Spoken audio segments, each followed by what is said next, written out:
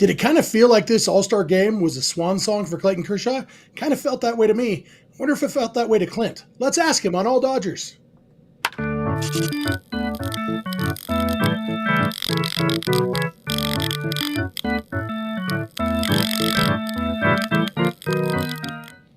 Hey there!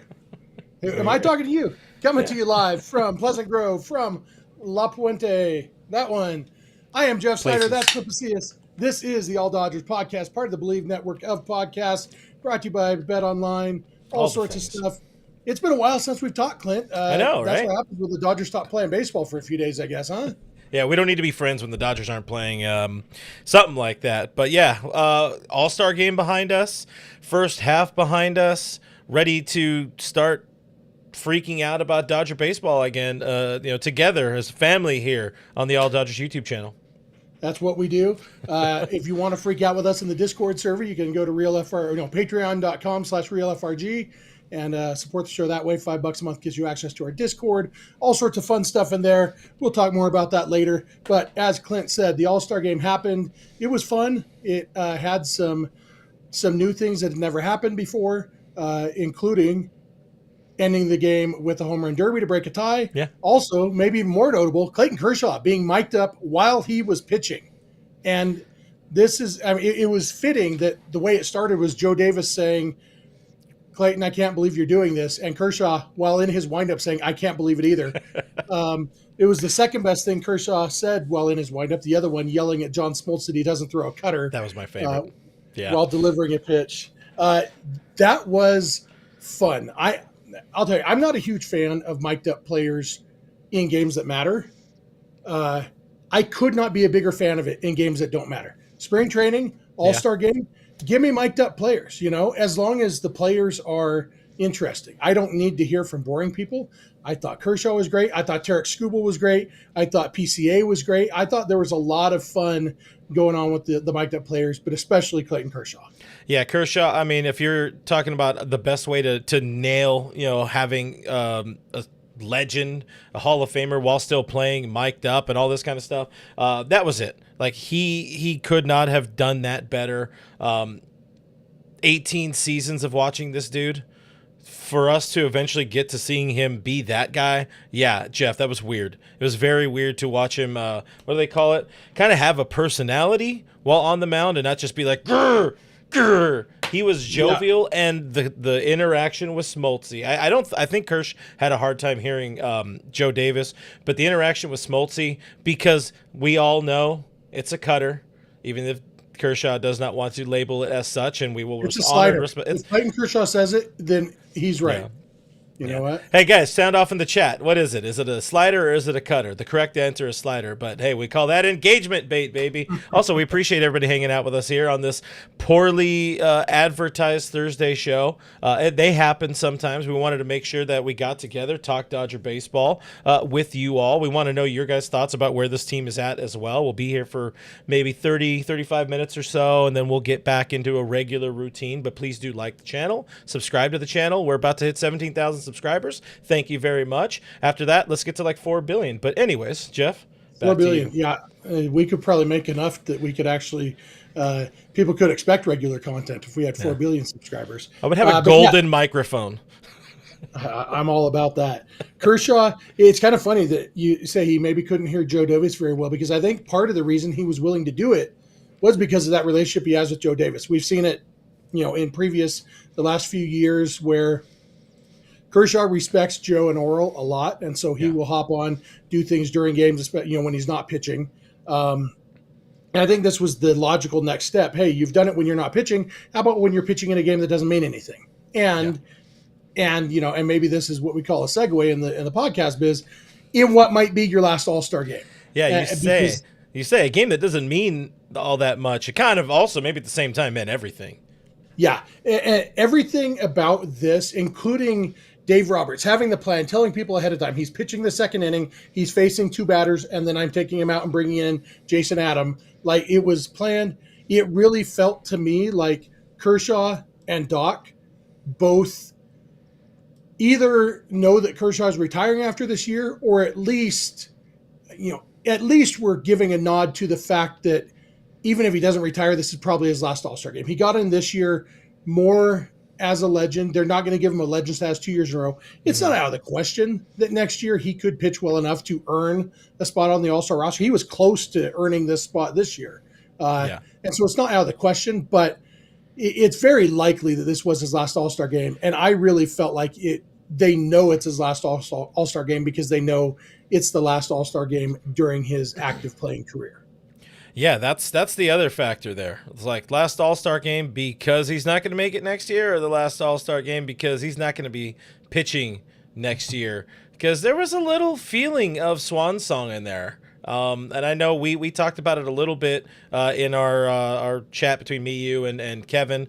I don't know. There was something a little bit different about Kershaw being out there. Alana and I talked about this earlier. We all know how much Clayton does not care for the fanfare. He does not want a retirement tour. So if there is a way for him to go out on his own accord, and of course, ultimately have him win a championship and hang the what did I say? Hang the Skechers spikes up after the season with his third ring.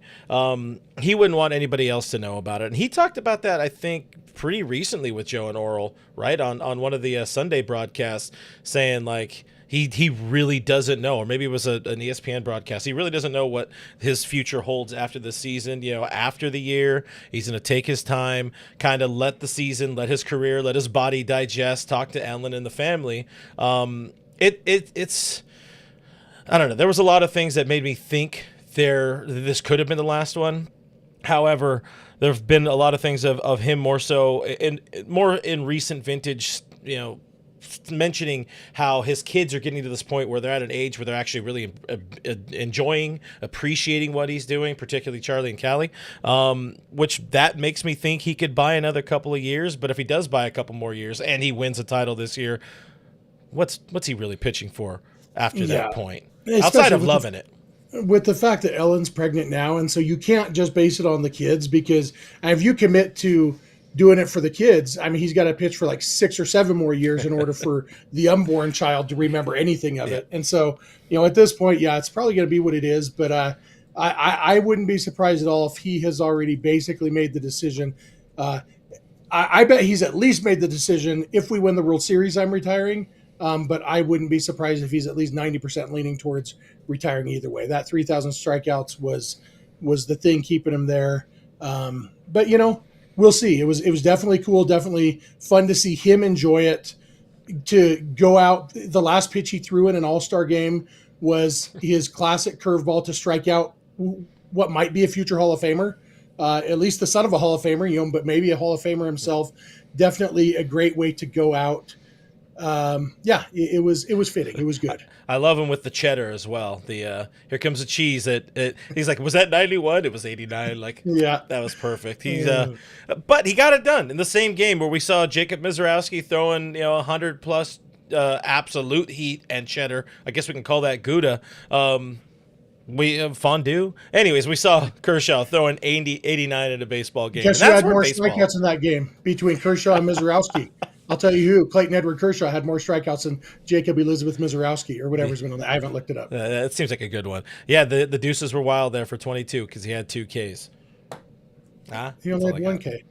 Oh, yeah. Was it only one? Oh, sorry. He only faced 2 batters. There was a decently hit ball by Cal Raleigh. That's right. The Kyle, hell of a play from Kyle Tucker, by the way. Got his guy. Kersh got his guy. Mm-hmm. Hey, let's talk about Bet Online, shall we? Oh, we could do that. You want me to do that, or you got that?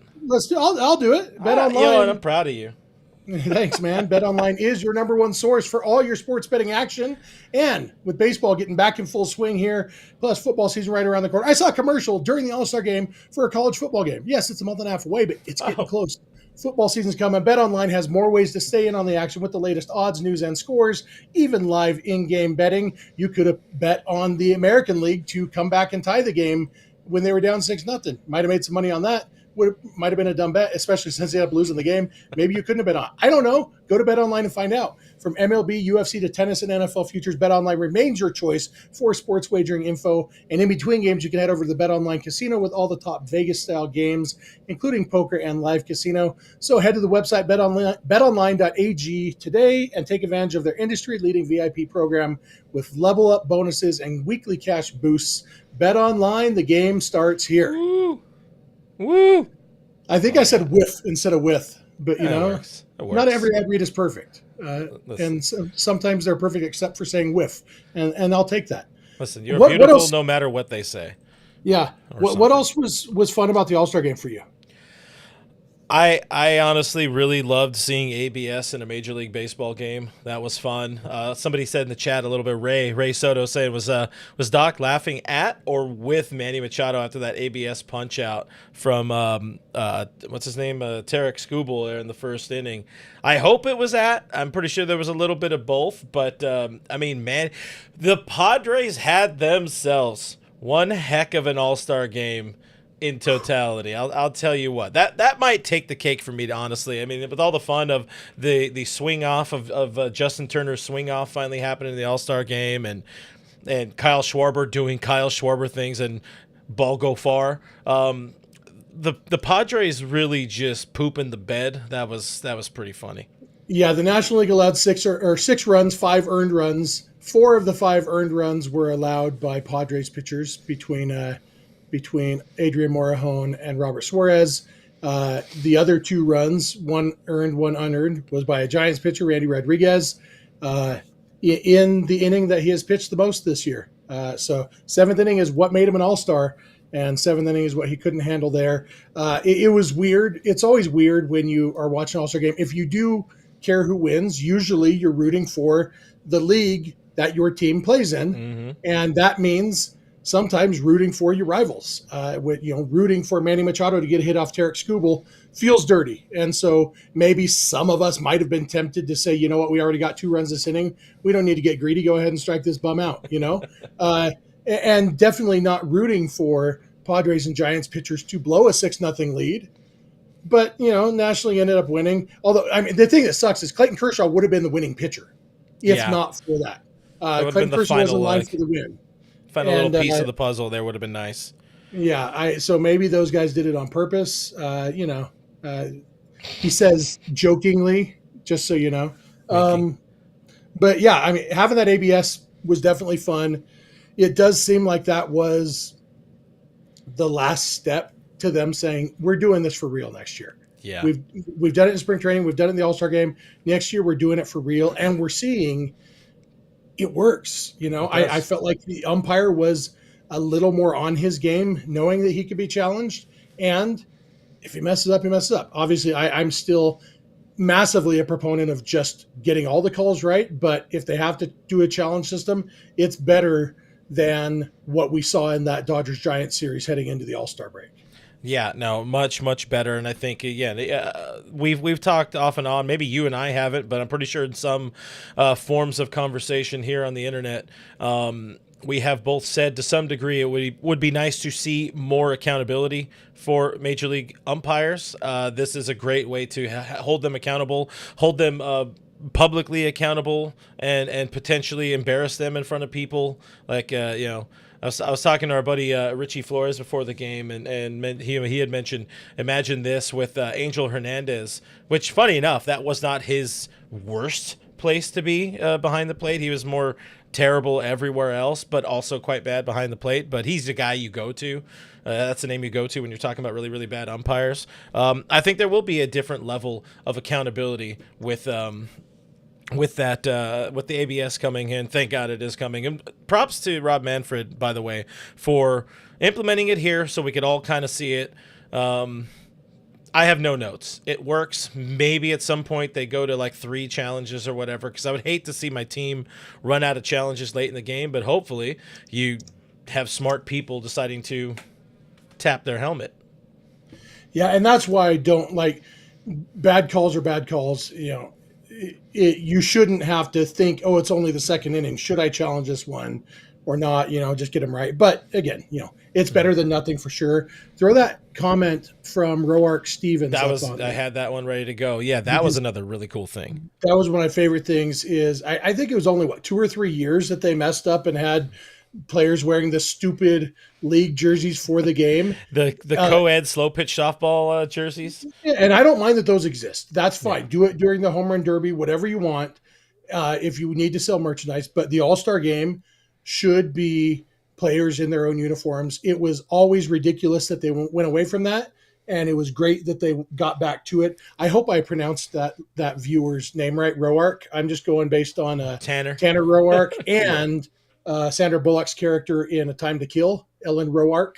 The way that Matthew McConaughey says Roark. That's what I'm basing on. So Roark S. Stevens is the one. We also mentioned Richie. We got a 199 super chat from Richard Flores here on the All Dodgers YouTube chat. Whatever. It says Padres are outstanding. Sincerely, Noah Davis, who I don't know if you mentioned it when you were on with Justin on Tuesday. It wasn't exactly newsworthy, but Noah Davis traded away, I think, for not even a full pack of Big League Chew to the Minnesota Twins. Cash considerations. I think it was a Dodger dog. Oh. The Dodgers sent the Twins a Dodger dog saying, here, we'll give you a Dodger dog if you take Noah Davis from us. There it is. A six-pack of beer. There it was. Shockingly, Noah Davis will never throw another pitch for the Dodgers. Who could have seen that coming? I feel much better knowing that one. Yeah, I mean, All-Star game, good. All-Star game, fine. My favorite part of the All-Star game, realistically, is this is the final step before we get into realistic trade deadline talks and rumors and all of that kind of stuff, because it's been, my hand's shaking a little bit here. Like, it's been kind of, thin in these weeks leading up to that point, which I guess it should be. You're not going to get a trade for another 2 or 3 or 4 weeks at that point if we're just entering the month of July, but still, I really enjoy deadline talk and all the rumors, and we'll do our best, as we usually do here on the YouTube channel, guys, to, I think now, especially with Jeff here, provide a voice of reason, kind of give you, hey, what is this one about? Is there any teeth to this, any smoke to these sort of rumors? We aren't just going to rumor monger. We're going to run with legitimate enough sources and all that kind of stuff, and not just talk for the sake of talking on it. But I'm happy that we get there pretty dang soon. Yeah, we're only about 2 weeks away from the trade deadline at this point, so that'll be fun. The game ending in a home run derby, that was something that's never happened before. Again, National League blew a 6-0 lead, and then it kind of didn't look great. After one round of the home run derby, they were down 2-1, and you're like, really? What was? Why was? I don't even remember. Kyle Stowers. I remember Stowers. I always want to call him Josh. I feel like there was a Josh Stowers somewhere. I don't know who, but I think I did call him Josh once on my old podcast after he hit like 8 doubles off the Dodgers. He kicked the crap out of Tony Gonsolin one game, I remember, and I gave him the wrong name. That'll teach him. That was the one thing that maybe could have been better, is the fact that it wasn't the best home run hitters. And the National League probably did a better job. The fact that they had Kyle Schwarber and Pete Alonso in their lineup after Kyle Stowers, it makes sense. And it was going to be Eugenio Suarez until he got hit on the hand with the pitch. And so Suarez, Schwarber, and Alonso, that's a perfectly respectable home run derby lineup, especially knowing that Shohei Ohtani probably wouldn't want to do it. Well, he was apparently just long gone. Yeah, and that's the other thing. People were gone. I assume Aaron Judge was gone. He was. I don't know that for sure, but I assume he was gone. But so I do think Dave Roberts did a better job of putting together his home run derby lineup. But in the end, it was a fun way to end it. But here's where I draw the line. I've seen people saying we should do this instead of the Ghost Runner in regular season games, and I am not to that point. I don't. Yeah. This was a fun way to end a meaningless game. I think I would rather have games end in ties than to end like this, because the fun aspect, yes, it would be fun, but my issue with the Ghost Runner is that it's not baseball anymore, it's not as much baseball as it used to be. A home run derby is literally not a baseball game. At least with the Ghost Runner, you still have to drive them in. You still have to get hits and all that.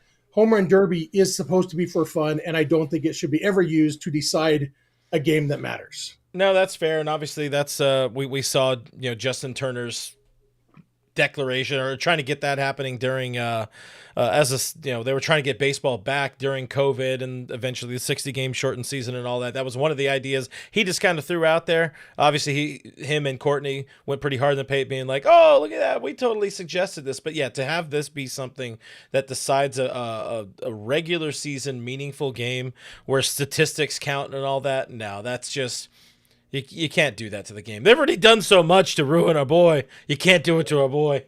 Now, if they ever did decide to just end games and ties, which some people have said that should be fine. We do it in hockey. Why can't we do it in baseball?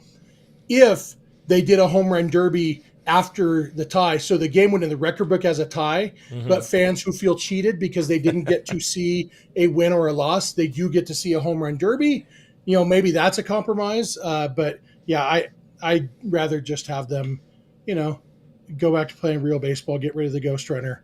And, but I think I'll take the ghost runner over a home run derby deciding regular season games. Yeah. I'm still not the biggest fan of the ghost runner. We all know how Richard Flores feels about the ghost runner. I strongly prefer it to 15, 16, 17 inning affairs where if people like you and I are trying to do a post-game show and all of a sudden it's 2 a.m. my time, it's like you're not going to get a post-game show. Nobody's going to be alive. Nobody's going to be happy. We're in a fine enough spot, I guess. We are. I almost get annoyed when reporters talk about like how much better it is to not have those long games because okay, I know it's better for you, but for the fans, and that's why there's a lot of baseball already, Jeff. We don't need 3-hour games 162 times a year. Oh, I'm in favor of the faster games. See, all the pace of play stuff, I'm in favor of because it's the same amount of baseball in less time. The Ghost Runner actually gives you less baseball. It's actually designed to make them play less baseball. That's fair. And again, I'm not even opposed to that as much as opposed to people worrying about the reporters when they, if you want to talk about kids need to go to bed because they have school tomorrow, I can get on board with that. That's the next generation of baseball fans. But think about your deadline. Yeah, I don't have a deadline. I'm a podcaster, bro. I think that works right there. It was quiet. I barely heard that. Really? Oh, yeah. That's lame.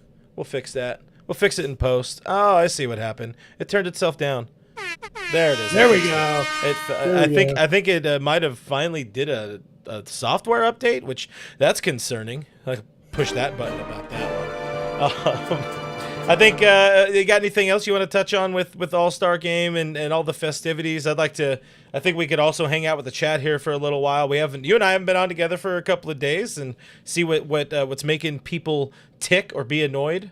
Yeah, I want to hear people's thoughts in the chat for sure. I saw we did get. I'm going to let you handle this one because we got a follow up from Mr. Stevens here.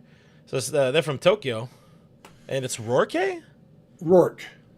That's just roar with the K at the end. Rourke. So, which is how I think that name should be pronounced. I just assumed that because of Tanner Roark and Ellen Roark that everybody just pronounced it Roark. But if I got a baseball card of Tanner Roark in 1984 when I started collecting baseball cards, I definitely would have said Tanner Rourke. Roar. But most of the names I said back then, I didn't pronounce correctly, believe it or not. I, as an 8-year-old, didn't correctly know how. Do you remember a pitcher or a catcher for the Padres? Last name was Gwodsz. No. I don't even know for sure if I got all those the consonants in the right order, but that's the letters. And it was pronounced Goosh. We called him Doug Gwodz, but it's Goosh, Doug Goosh. Missed it by that much. Yeah. We have some opinions. Denny has her opinion. Ghost Runner is the worst. I don't know if it's the worst, but it's not always the best. Rourke would like to see it happen after the 12th inning at the earliest. I think maybe given the 10th inning, one more like regular inning, I wouldn't hate that if we're back on this conversation for a sec. Yeah, I definitely be in favor of giving play real baseball in the 10th inning, give them a chance to solve it playing real baseball. But give them the 10th and the 11th too. I don't hate it. The fact is it has accomplished its goal.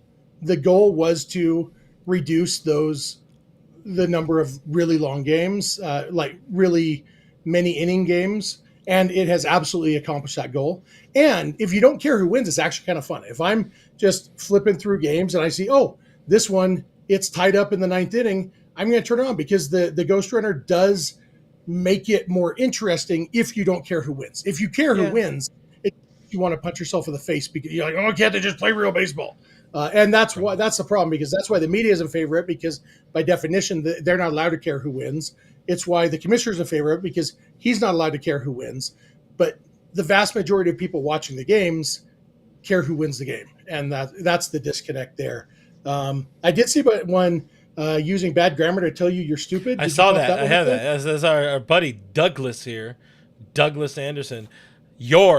My obviously stupid. If they use a Ghost Runner, it's already been a full game with random. I mean, there's a lot going on. There's a lot there. The use of caps, the spaces between the quotes, and so the quote, you can't even tell for sure which words the quotation marks are attached to. Doug, there's a lot there. Stay in school, buddy. We better call that guy Douglas. Don't shorten it to Doug, because that sullies the good name of Doug. No, it was Doug, D-U-G. Past tense of dig. Let's just call that guy past tense of dig. Ooh, I like this one. Mark has a good idea. I think it's a good idea. The fattest player on the team has to be the mandatory Ghost Runner. Otherwise, it's not fair. And thankfully, most people think Max Muncy's the fattest Dodger, but he's actually a pretty quick boy. So I was just going to say maybe we ought to do slowest instead of fattest, since they do track sprint speed. Yeah, that's fair. Just like I always believe that anytime a pitcher hits a batter with a pitch, that pitcher should lead off the next inning. No matter what's going on, even with the full-time DH, like, you want to stop beanballs. Just, all right, you hit the guy, even if it wasn't on purpose, you're leading off the next inning. Kind of the same thing. And if you want to potentially walk somebody, he gets 2 bases instead of 1. I'm not terribly opposed to that at all. We're going to fix baseball. I promise you. On this channel, we will fix baseball, but we'll wait until the offseason. We're going to have to fill some content probably when the lockout happens in a couple of seasons here. Guys, jump into the comments. We'll hang out, answer some questions, big things on your mind for a little bit, and then we will go ahead and hit the wrap it up button. Probably be back tomorrow with a pre-game series preview, and again, get back on track. But I saw a little bit ago, Young Yi just mentioning Dalton Rushing could be the next Michael Bush. Nowhere to play consistently, at least for the next few years. And I want to make this more of just a greater Dalton Rushing conversation, because I think it's been a little while since we have dug in on him, D-U-G in on him much in recent vintage. But I don't want to say he's a disappointment. Obviously, he's been just playing in a role that he's not used to.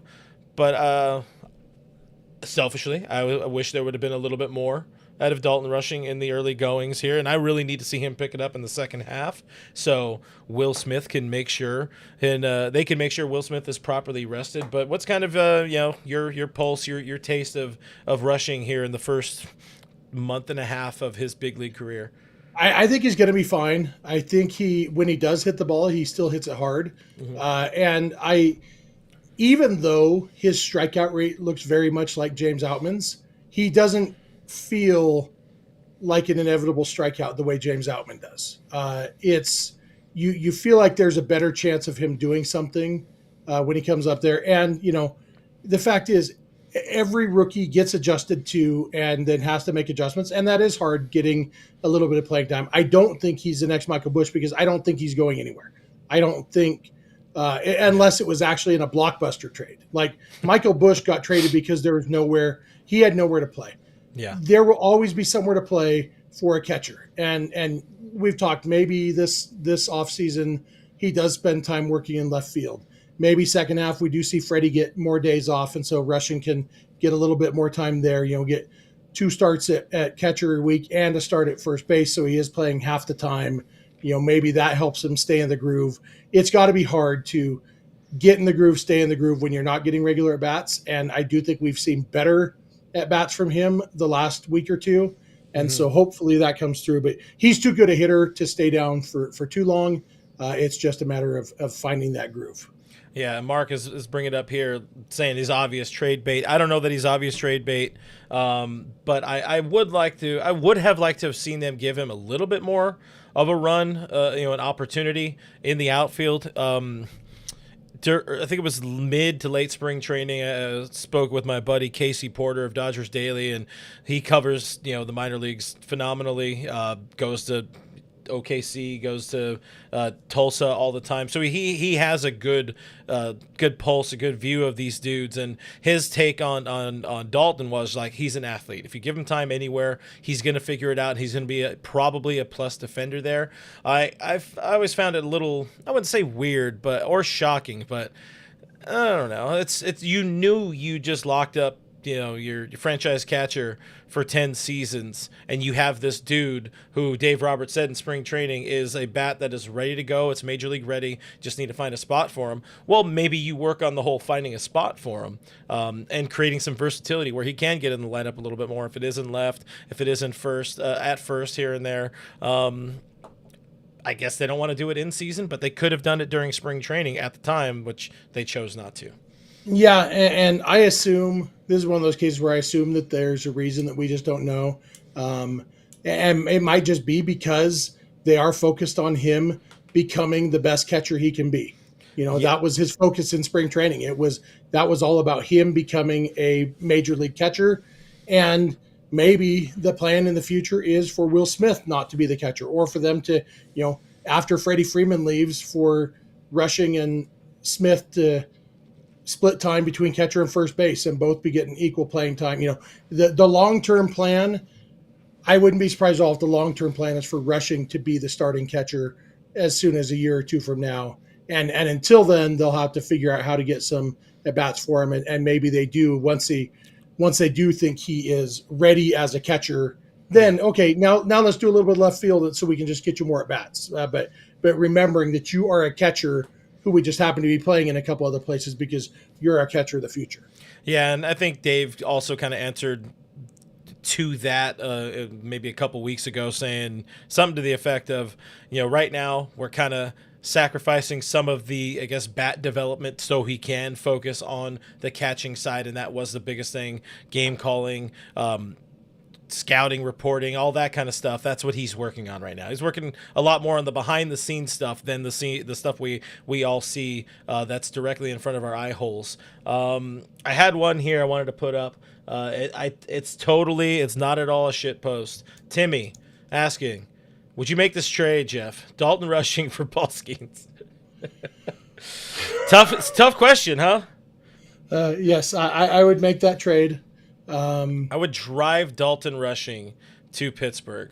I would enjoy that drive. I'd like to get to know Dalton Rushing, but yeah, I think we'd make that trade probably. It's pretty, and reunite Dalton Rushing with his old college teammate Henry Davis. They can battle for time behind the plate. Yeah, yeah, it would suck. I go somewhere else where he can't really catch full time. Oh God. Let's see. I'm gonna spin this one a different way, but TN, if I'm saying that wrong or if I'm saying that right. Come on, I pushed the button. There we go. It says needs to upgrade the bullpen arms and third base or outfield. So we haven't done this sort of exercise because we're both clearly bad at exercise. But Jeff, if you had to pick just one, are you going bullpen? Are you going outfield? Are you going third base upgrade? It's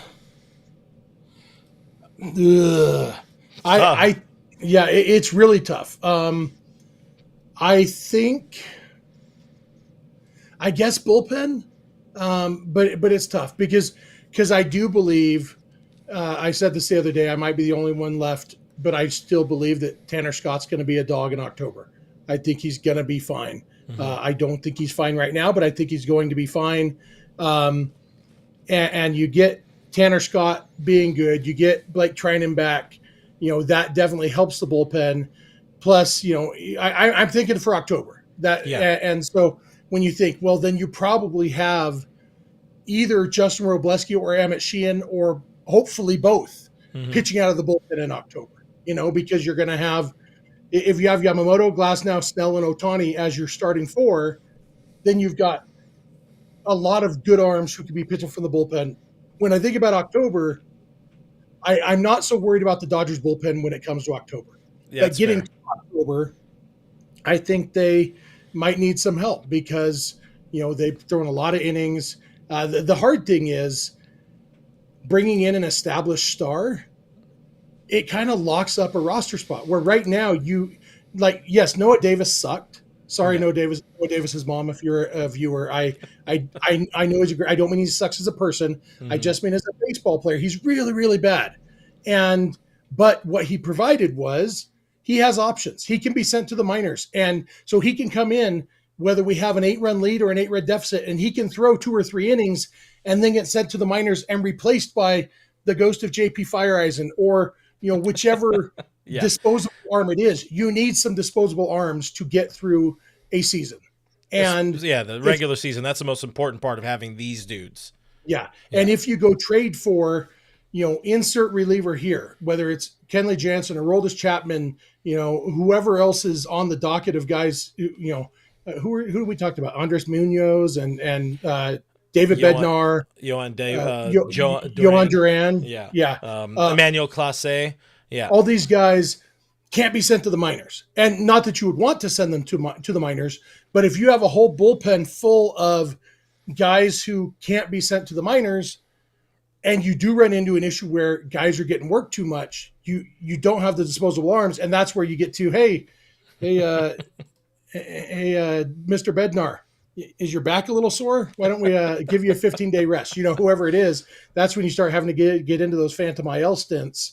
And obviously, I'd still rather have Johan Duran than Noah Davis because I'll take a good pitcher over a bad pitcher. Bold of you. But it does increase some of the complexity of trying to get through the regular season. And so if they are going to trade for a reliever, I guess my final point on this is if they're trading for a reliever, I want it to be a stud who's also going to help in October, not just to get them through the season. Yeah, they don't need a jag. Absolutely don't need just a guy type of guy. And I had a similar conversation with Alana earlier when we were playing around with some of the names. And I want to put this graphic up that I had run on Dodgers territory earlier. This is from Ken Rosenthal's column from today. Like looking at the names, having this where we have to again rely. The Dodgers have to rely on Blake Trinan coming back, staying healthy through October. Michael Kopech, same thing, coming back from knee surgery through October. Brusdar Graterol pitching for the first time all season, and then being good and staying healthy through October. That's the type of thing that gives me some of the worries. But I don't just want just a guy, and Alana brought up the name Kenley Jansen because we talked about him in our pre-production meeting, and I was like, there's just not a chance because if he comes back to the Dodgers, the expectations are he's going to want to pick up some save opportunities. He's chasing 500 career saves. Thank you for your service, Kenley, but I cannot see you back in a Dodger uniform unless it's being open to mainly pitching 6th, 7th, 8th innings and then potentially not being on the postseason roster. It needs to be the top tier dudes that, the Durans, maybe your Bednars, maybe your Clases. If it's not those guys, I think I might be more active in or more interest in this is something that OCJ said very early on in the chat. It's like, is D-May ready to come out of the pen? I would rather see Dustin May get an opportunity out of the pen, Emmett Sheehan pitching in relief for this team rather than just some rando kind of plugging in. Yeah.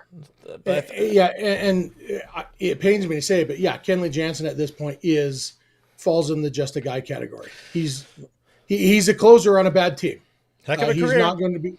Yep, and he needs those saves because he's trying to make the Hall of Fame. Yeah. So I respect that, but that's why he's not a fit for the Dodgers, and it's kind of crazy to me that he's been linked to the Dodgers by some people because he just isn't a fit at all. Yeah, he's absolutely not.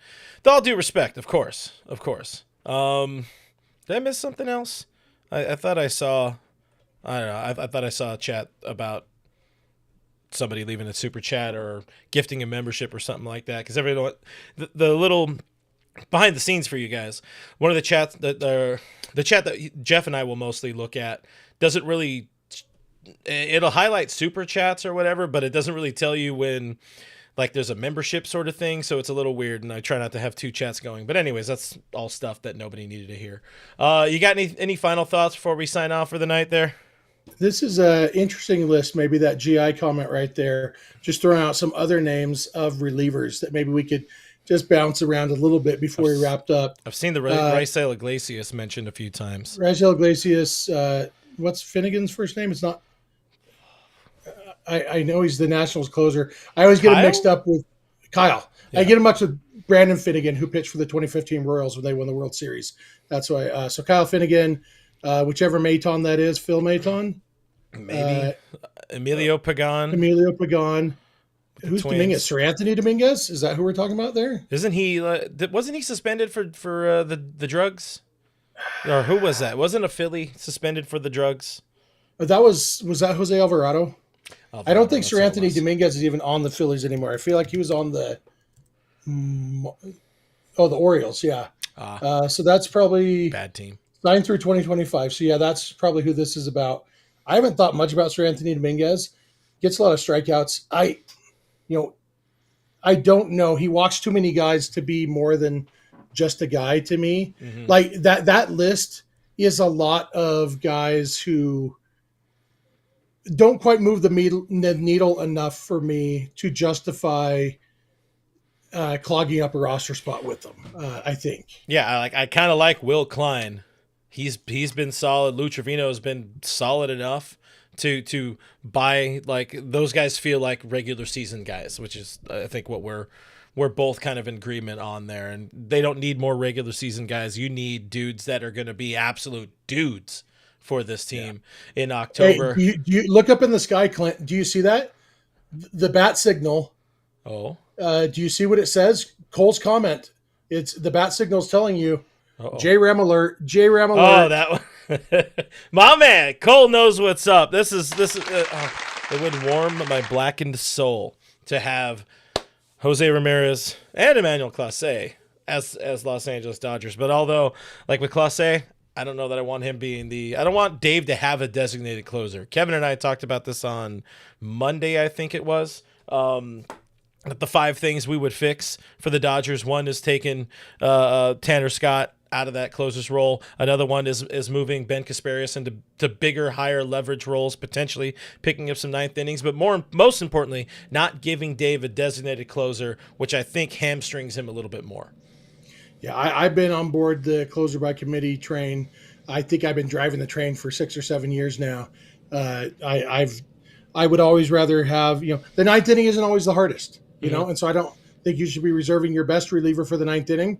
And I don't actually believe that the 9th inning is those are the toughest 3 outs to get. I think the people who say that are people who are trying to toot their own horn because they used to do it. It's almost entirely former closers saying that 9th inning's different, man. And you know what? No, it's not. It's still 3 outs, and a lot of times it's the 6, 7, 8 hitters. Been listening to some Jonathan Papelbon, huh? Not if I can help it. Not if I can help. Final one we'll address. Young Yi saying, do you believe Roberts when he says Sasaki may be back by late August? I believe that he thinks he could be back. I don't know what role, role or how, like if that's going to be like he's available for the team in late August. We know he's throwing bullpen sessions right now. Next, he would advance to facing hitters. And I think that's what Dave Roberts is saying is based on his current progression, he might be ready in late August. There's a long way to go between where we are now and him getting through this rehab process and being ready to go. He is a guy who can be optioned to the minor leagues, and so it might be as simple as he gets ready to go. He goes on a rehab assignment, and then, a la whoever it was. Who was it? Edgardo Enriquez. All right, rehab assignment's done. Now stay there in Oklahoma City because you're being optioned. That might be, and whether that's it feels to get Roki used to pitching out of the bullpen a little bit, or whatever. I would be surprised if Roki Sasaki makes more than 2 more starts for the Dodgers this year in the big leagues. Yeah, I would kind of buy that unless there's some sort of like crazy injury that happens. There were multiple injuries in the starting rotation. Multiple injuries to the Dodgers? Yeah, I know, right? What an outlandish scenario. That would never happen. Not to our Los Angeles Dodgers. But maybe Roki is some sort of weird long relief option for the team in October or whatever. Everybody needs to be open and willing to pitch in every single role. I think that's the most important thing for all of us to accept, and more importantly, Dodgers pitchers to accept. They all need to have that Brent Honeywell dog in them. Maybe be better, but have that dog be in better them. than Honeywell. I think in general they are all open to that too. So yeah. Well, guys, I think that's about it. I had some fun talking Dodger baseball. Jeff, what do you think? Do we want to confirm what's your day look like tomorrow? Do we want to confirm a pregame kind of series preview? Tomorrow's Friday, and we're at home, right? So we're talking 7:10 start in LA. 4 p.m. LA stream.